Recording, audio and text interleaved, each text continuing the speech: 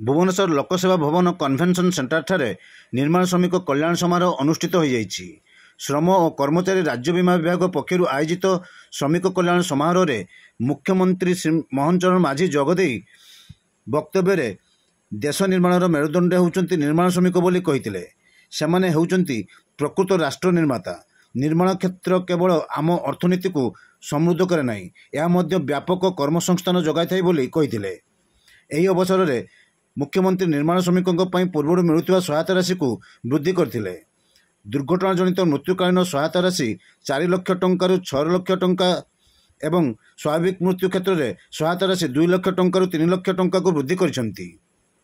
कार्यक्रम में श्रम और कर्मचारी राज्य बीमा विभाग प्रमुख शासन सचिव श्रीमती चित्रा आरुमुगम स्वागत भाषण प्रदान करथिबा बेले श्रम कमिशनर विजय अमृत कुलांगे धन्यवाद अर्पण करथिले।